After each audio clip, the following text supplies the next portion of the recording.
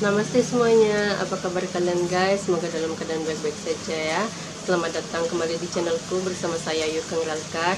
Nah, untuk di video kali ini aku bakal berbagi informasi ke kalian tentang mahar di India, seperti apa mahar itu, dan apakah ketika aku menikah dengan pria India, apakah aku harus membayar mahar. Jadi buat kalian jangan kemana-mana ya.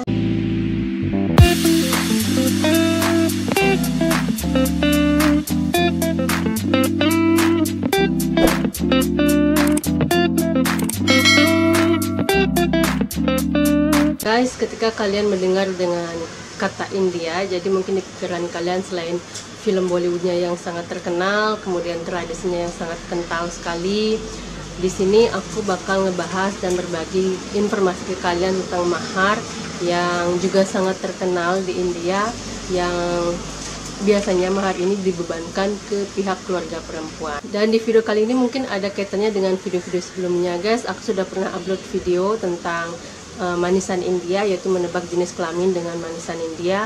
Kalau kalian belum pernah nonton, silahkan tonton di sini videonya. Jadi video ini juga ada kaitannya dengan video sebelumnya dan juga video tentang tips menjalin hubungan dengan pria India. Jadi mungkin saja video ini bisa menambah informasi ke kalian atau menambah pengetahuan kalian tentang India, tentang mahar yang ada di India. Nah guys, yang disebut dengan mahar di India sangat berbeda sekali dengan mahar yang ada di Indonesia. Kalau di Indonesia, mahar itu biasanya diberikan dari pihak suami ke pihak istri, sedangkan kalau mahar di India itu dibebankan di keluarga pihak perempuan. Jadi kalau mahar yang dimaksud di sini untuk mahar yang sudah tradisi dari zaman dulu, yaitu pihak dari laki-laki akan meminta mahar ke pihak keluarga perempuan, dan mahar itu juga nggak tanggung-tanggung guys. Jadi mereka biasanya meminta rumah, properti, mobil, sejenis uang yang berupa cash, dan juga perhiasan emas. Dan perhiasan emas itu juga nggak tanggung-tanggung mereka minta. Itu kalau sistem mahar dari zaman dulu ya guys ya, karena sekarang untuk mahar yang seperti ini yang diminta dari pihak laki-laki ke pihak keluarga perempuan itu sudah diilegalkan sejak tahun 1961. Mengenai mahar yang ada di India sesuai dengan tradisi yang zaman dulu yang sekarang sudah diilegalkan, banyak sekali terjadi kekerasan di antara pihak keluarga laki-laki ke pihak perempuannya, bahkan sampai ada pembunuhan, kekerasan dari mertua, kekerasan dari suaminya, bahkan kadang suaminya sampai membunuh seorang istri karena tidak mampu membayar mahar sesuai dengan yang diinginkan oleh pihak keluarga laki-laki. Semenjak itu guys, banyak sekali laporan yang datang tentang mahar ini. Maka dari itu mahar yang disebut mahar yang berlaku seperti ini sudah diilegalkan sejak tahun 1961.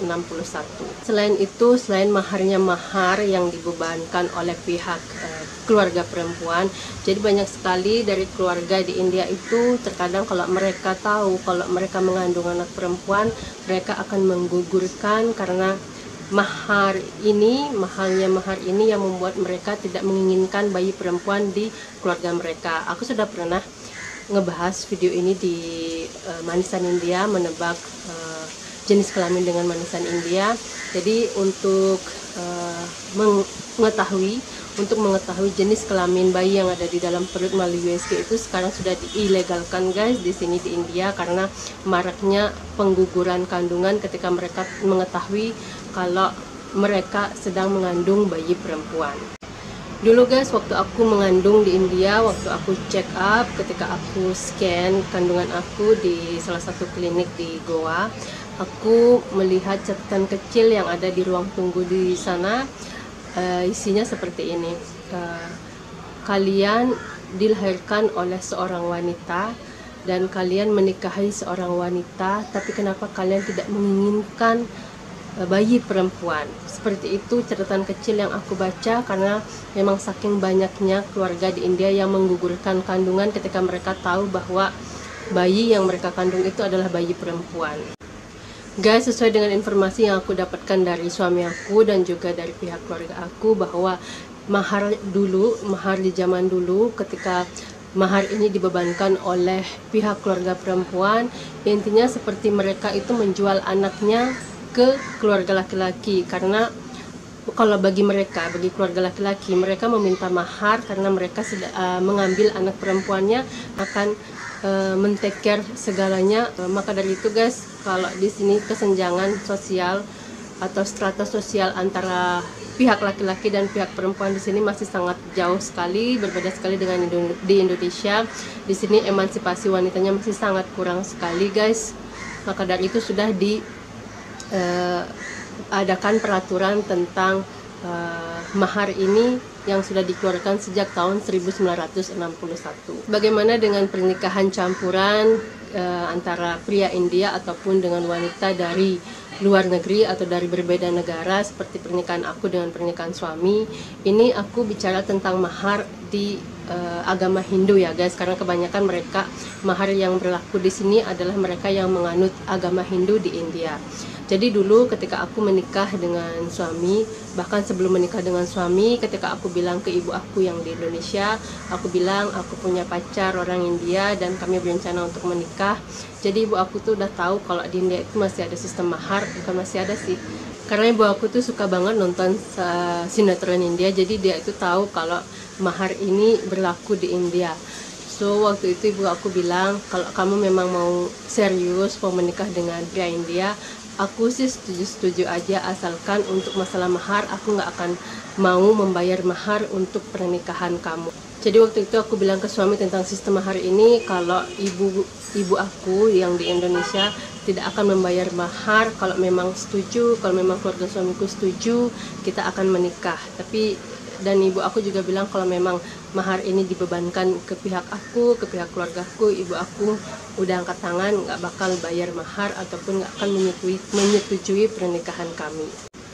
Jadi guys, karena suami aku bukan tipe orang penuntut, dan keluarga suami aku, yang keluarga aku sekarang juga, mereka sudah open mind, tidak terlalu memikirkan masalah seperti itu. Yang penting anaknya bahagia, karena kami juga menikah love marriage, bukan pernikahan berjodohan. Jadi untuk masalah mahar itu sudah tidak dianggap sebagai hal yang serius di pihak keluarga, dan tentu saja untuk masalah mahar ini sama sekali ditiadakan di pernikahanku dan pernikahan suamiku.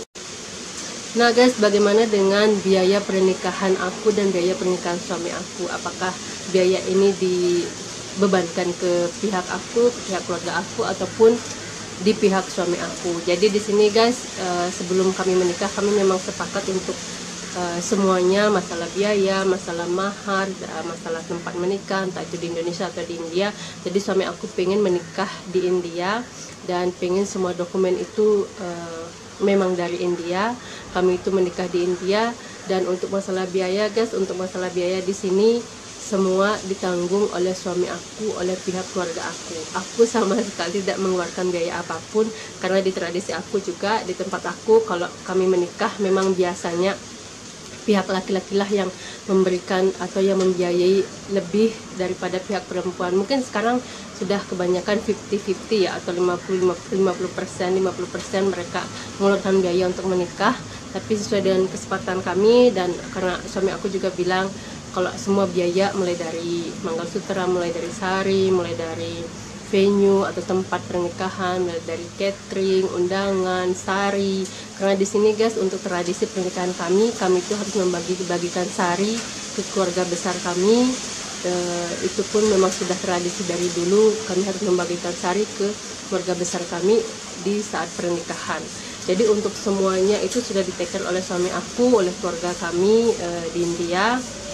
Yang suami aku hanya membebankan tiket pesawat untuk keluarga besarku saja yang akan datang ke India untuk menghadiri pernikahan kami. Jadi waktu itu aku cuma ngeluarin tiket pesawat, ngeluarin biaya visa untuk orang tuaku, untuk adik aku. Cuma itu saja sih biaya yang aku keluarkan untuk berangkat ke India, tiket pesawat dan visa untuk keluargaku, itu aja. Jadi untuk masalah sari atau sari pengantin aku tuh sudah disiapkan oleh ibu mertua aku, yang sebenarnya itu dikeluarkan dari pihak wanita. Kemudian manggalsutra chain, bukan manggalsutra pernikahan ya, karena kami kalau di India, di tradisi kami memakai dua manggalsutra, yang dipakai sehari-hari sama yang dipakai pada saat acara tertentu, yang dipakaikan di saat kami menikah. Jadi itu semuanya, semua biaya mulai dari sari pengantinku, mulai dari manggalsutra, semuanya itu disiapkan oleh pihak keluarga suami aku. Nah guys, ini kenapa ada kaitannya dengan video sebelumnya tentang tips menikah dengan pria India, karena ini juga guys, kalian harus ngecek bagaimana keluarga dari pacar kalian atau dari pihak laki-laki, apakah mereka masih menggunakan sistem mahar dan bagaimana dengan biaya pernikahan nanti. Karena di sini guys, biaya pernikahan di India itu lumayan mahal. Mahalnya itu karena perhiasan emas yang dipakai itu lumayan banyak, dan itu adalah salah satu untuk menunjukkan strata sosial. Memang sudah tradisi di sini guys, semakin banyak emas yang kita pakai maka semakin tinggi strata sosial kita. Segitu saja tentang informasi mahar yang aku bagikan kali ini guys. Semoga video ini bermanfaat buat kalian, dan sampai ketemu di video aku selanjutnya. Oke, bye bye.